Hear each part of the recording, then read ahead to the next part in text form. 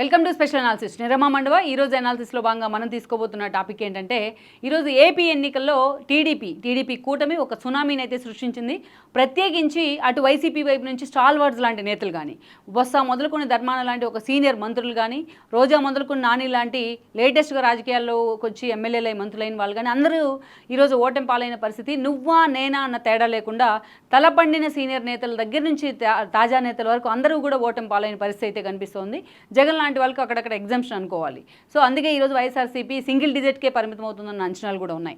అలాంటి పరిస్థితి నుంచి ఈరోజు మనం చూసినట్లయితే టీడీపీ వైపు నుంచి అదే స్థాయిలో ఎలాగైతే వైసీపీ వైపు నుంచి మంత్రులు కూడా ఇంటికి వెళ్లే పరిస్థితి కల్పించారో జనం ఓటర్లు, ఏపీ ఓటర్లు, ఈరోజు టీడీపీలో పలువురు నేతలకు అదే స్థాయిలో విక్టరీని కూడా కట్టబెట్టారు.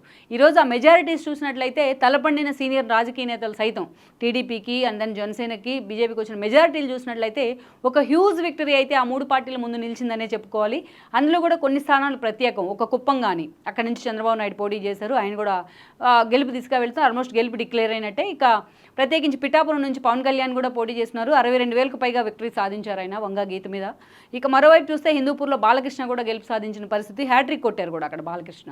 ఎందుకంటే ఈ సీట్స్ అన్నీ కూడా హాట్ ఫేవరెట్గా ఉంటూ ఉన్నాయి ఎప్పుడు, ఎందుకంటే వీవీఐపీలు అక్కడ నుంచి పోటీ చేశారు కాబట్టి. మరోవైపు చూసినట్టయితే పురంధేశ్వర్ లాంటి వాళ్ళు మహిళా ఆమె పార్టీ అధ్యక్షులుగా ఉన్నారు బీజేపీ ఏపీ శాఖకి, ఆవిడ కూడా 2 లక్షల పైగా మెజార్టీ దిశగా దూసుకెళ్తూ ఉన్నారు. ఇక వీటన్నిటితో పాటు ఈరోజు మరో హాట్ సీట్ ఏదంటే మంగళగిరి అనే చెప్పుకోవాలి.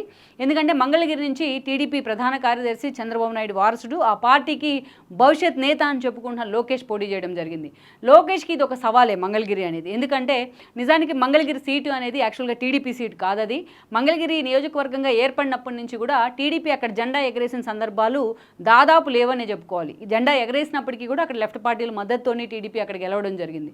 ఎందుకంటే అది ప్రీడామినెంట్గా బీసీ ఓట్ బ్యాంక్ ఉన్న కాన్స్టిట్యున్సీ మంగళగిరి అనేది. పద్మశాలీలు ఎక్కువగా ఉంటారు సామాజిక వర్గం అక్కడ, అందుకే ఆ సామాజిక వర్గం వాళ్ళే ఎక్కువ సార్లు అక్కడ గెలిచిన సందర్భాలు కూడా ఉన్నాయి. యాక్చువల్గా అయితే అసలు అక్కడ పోటీ చేయడానికి లోకేష్ లాంటి వాళ్ళైతే మామూలుగా అయితే సాహసించకూడదు.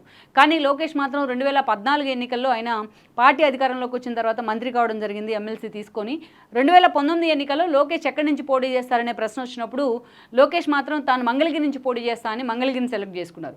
చాలామంది నేతలు ఆయన కోసం సీట్ త్యాగం చేస్తా అని, సాక్రిఫైస్ చేస్తాను ముందుకు వచ్చిన లోకేష్ వాళ్ళందరినీ కూడా పక్కన పెడతాం జరిగింది. తానే మంగళగిరిని స్వయాన చూస్ చేసుకున్నారు. రాజధాని పరిధిలో మంగళగిరి ఉండడం ఒక ఎత్తు అయితే, తాను మున్సిపల్ శాఖ మంత్రిగా మంగళగిరి లాంటి వాటి మీద, చుట్టుపక్కల ప్రాంతాల మీద, డెవలప్మెంట్ మీద సీరియస్గా ఫోకస్ పెట్టిన విషయం మరొక కారణం అనే అనుకోవాలి. అయితే తాను బీసీ సీట్ అయిన మంగళగిరిలో తాను గెలిచి చూపిస్తానంటూ కూడా ఆయన ఆ రోజు సవాల్ విసిరారు. బట్ ఆ రోజు ఆయన మంగళగిరి నుంచి ఓడిపోవడం జరిగింది. అటువైపు నుంచి చూసినట్లయితే కూడా మంగళగిరి నుంచి రెండోసారి అక్కడి నుంచి పోటీ చేశారు ఆళ్ల రామకృష్ణారెడ్డి. లోకేష్ను ఓడిస్తే ఆయనకు మంత్రి పదవి ఇస్తానన్న హామీతో ఆ రోజు ఆర్కేని జగన్మోహన్ రెడ్డి ప్యాంపర్ చేసే ప్రయత్నం చేస్తున్నారు. బట్ ఆ రోజు ఆర్కే చాలా స్వల్ప తేడాతో లోకేష్ మీద గెలిచారు, లోకేష్ ఓడిపోయారు. పార్టీ ఓటమి అంతా ఒక ఎత్తు, లోకేష్ ఓటమి ఒక ఎత్తు అన్నట్టుగా టీడీపీ ఆ రోజు వైసీపీ ప్రచారం చేస్తూ వచ్చింది. గత 4.5 ఏళ్లుగా దాదాపు టీడీపీని డీమోరలైజ్ చేయడంలో వైఎస్ఆర్సీపీ సక్సెస్ అయిందని అనుకోవాలి. అయితే మొన్నటి ఎన్నికల్లో కూడా మంగళగిరి నుంచి పోటీ వద్దని చెప్పి లోకేష్ని అందరూ వార్న్ చేసే ప్రయత్నం చేశారు.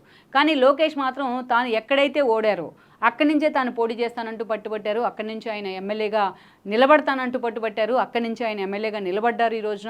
ఈరోజు నిలబడటమే కాదు, ఒకవైపు వైసీపీ వైపు నుంచి చూసినట్లయితే ఆయన పద్మవ్యూహంలో లోకేష్ నిలబెట్టే ప్రయత్నం చేసింది.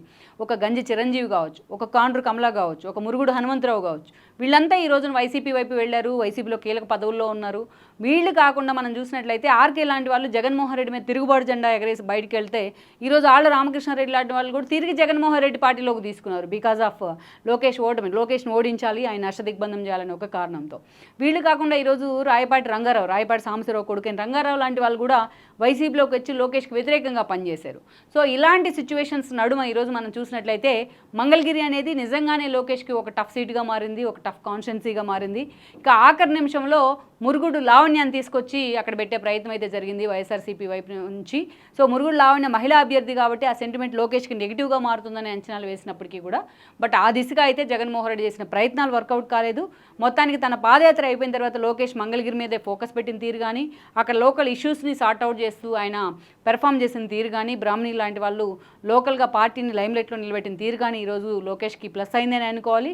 ప్లస్ అవడమే కాదు, ఒక భారీ మెజారిటీతో 30,000కు పైగా ఓట్ల మెజారిటీతో టీడీపీది కాని సీట్ అయిన మంగళగిరిలో లోకేష్ జెండా ఎగరడం అనేది టీడీపీ జెండా అది మామూలు విషయం కాదని అనుకోవాలి.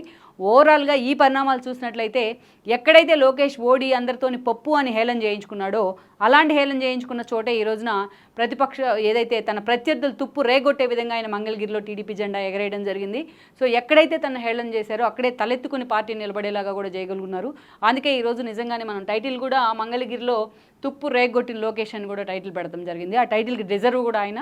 సో ఓవరాల్గా మరి ఇప్పుడు గెలిచి ఇంత మెజారిటీతో పార్టీకి ఒక లైమ్లైట్లో నిలబెట్టారు కాబట్టి మరి లోకేష్ భవిష్యత్ కార్యాచరణ, పార్టీలో ఆయన రోల్, ప్రభుత్వంలో ఆయన రోల్ ఎలా ఉంటుందనేది మనం చూడాల్సింది.